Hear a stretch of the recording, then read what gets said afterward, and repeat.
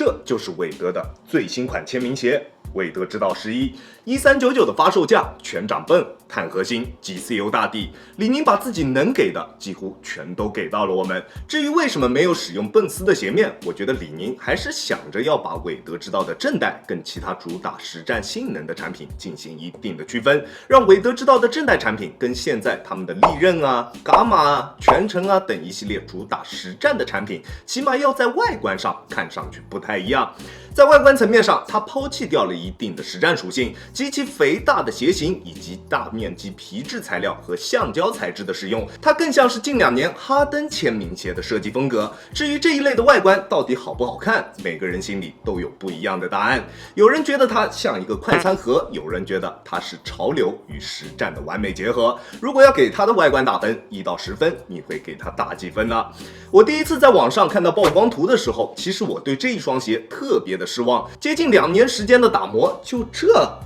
直到我看到了它的大底，我才对这一双鞋产生了兴趣。这一双鞋的鞋面其实没有任何亮点，除了这一块从外侧足弓处一直延伸至后跟处的 TPU 之外，没有别的任何一个值得去说的点。这一双鞋的所有设计亮点几乎全部都集中在它这一副大底上面，2只脚的下半部分都是一样的，一些闪电的图案 ，Way of Way 的字样，还有一个张开双臂的人形图案。就是这一个人形图案上面的1到底是什么意思？我有点不太明白。难道这是拉塞尔，不是韦德？有知道的兄弟可以在评论区跟我解释一下，这里面到底是什么含义？好吧。而在前掌部分，一只脚上面是韦德之道的 logo 图案，而另一只脚上面则是韦德的头像，特别的精致。凭借这一副外底啊，把整一双鞋的质感都给抬高了好几个档次。甚至韦德之道11是我个人认为最值得韦德粉丝去进行收藏的一个鞋款。这大底真的做得太特别了，如果后续有别的更好看一些的限量配色，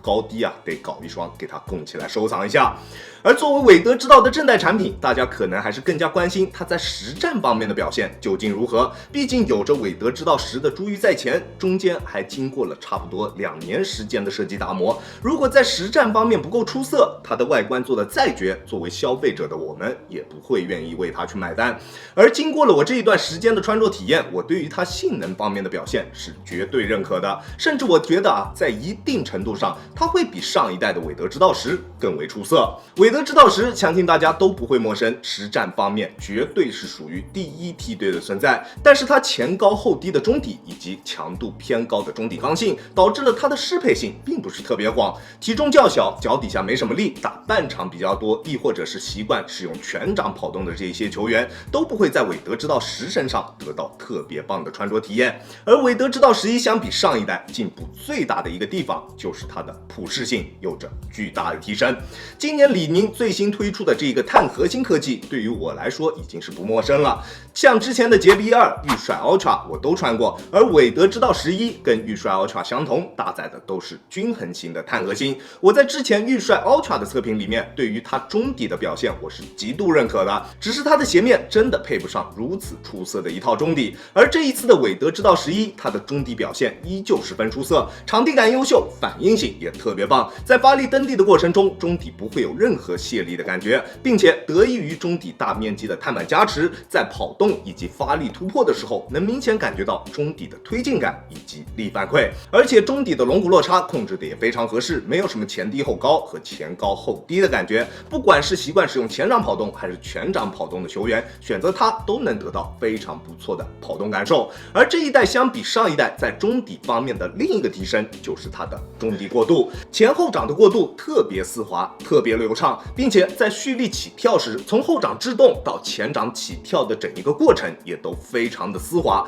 它这一个极其夸张的弧形大底，不仅让它拥有了更好的灵活性表现，还让它拥有了一个极其出色的后跟过渡。在起跳时，后跟与地面接触的那一瞬间，非常的丝滑，不会有一点的迟滞，但是它的缓震极限并不是特别高。我180斤的体重，穿它在单纯用脚后跟着地的时候，还是能感觉到比较明显的震脚感。如果你对于缓震的要求比较高，可能它并不是一个很好的选择。这一双鞋在中底方面相比上一代提升非常明显，不管是适配性、中底过渡还是灵活性，它的表现比上一代都要更好。但是它跟上一代有着同样的一个问题，就是在足弓支撑方面还是略微有所欠缺，在足弓处并没有特别明显的承托感，原装的鞋垫还是跟上一代一样，就是平板的，没有任何抬起的一副鞋垫。对于足弓支撑要求比较高的兄弟，可能买了之后还是需要去更换一副带有足弓支撑的鞋垫，这样才能有更好的穿着体验。在其他方面的支撑，它完全没有任何问题，不管是鞋面的强度还是中底的刚性都没有任何问题。在做一些侧向蹬地和大幅度变向的时候，鞋面可以很好的兜住双脚，并且球鞋的整体姿态也不会出现夸张的形变，不管是多大强度的球局，它都可以轻松驾驭。而与跟它搭载相同中底配置的预帅 Ultra 相比，它的鞋脚一体性是预帅 Ultra 没法比的。它的鞋楦属于正常略微偏宽的鞋楦，但是前掌的鞋面压得比较低，对于高脚背的兄弟不是特别友好。只要不是高脚背，选择这一双鞋都没有太大的问题。我的脚型正常略微偏窄，在穿这一双鞋的时候，脚在鞋内的横向空间会有一定的富余，在做一些大幅度变向的时候，脚在鞋内还是会出现一定的位移。但是好在它侧面的橡胶侧墙足够的柔软，变向的时候脚顶在上面不会有任何的不适感。而它对于后跟的锁定做的真的非常棒，在急停急起的时候不会有任何掉跟或者是顶脚趾的感觉，非常的出色。它出色的后跟锁定让它的鞋面能够很好的带起它的中底，这一点是预帅 Ultra 做不到的。而且出色的后跟锁定也让它拥有了更好的体感重量表现。它的实际重量已经是非常出色了，单支42码的重量居然只有仅360克左右，这么扎实的用料，这样的重量表现真的非常的夸张。再加上它出色的鞋脚一体性，上脚之后的体感重量非常棒，非常的轻质。但是美中不足的就是它脚踝四周的这一圈硬质的封边，在实战的过程中会一直摩擦着我们的双脚，在不打脚的情况下，穿着时间长了，脚踝会被磨得非常的难受。这种小细节啊，我觉得是非常不应该出现的。希望后续的配色可以改进一下这一方面的问题，毕竟这种问题我觉得啊也不是特别难解决，对吧？而至于它的 GCU 外底，在干净的场地上抓地依旧无与伦比，但是在穿着一段时间之后，它在吸灰方面的表现就会出现比较明显的下滑。这个问题是 GCU 大底的老问题了，比较怕灰，在有灰尘的室内木地板上面，还是需要我们经常用手去擦拭一下鞋底，才能保证脚底下有够用的抓地力。而这双鞋最大的一个问题，其实是它的透气性。它的鞋面除了鞋舌这里有一些透气孔之外，其他没有任何的透气孔，在夏天穿真的非常的热，非常的闷。它还是更加适合我们在秋冬季节去进行穿着。而且啊，我大概率估计等到了那个时候，它的价格应该也会降到一个比较合适的价位段。不管是什么实战鞋，只要存在着溢价的情况，我绝对不推荐大家去购买。你不买，我不买，明天还能降200，对吧？等等等，永不为奴。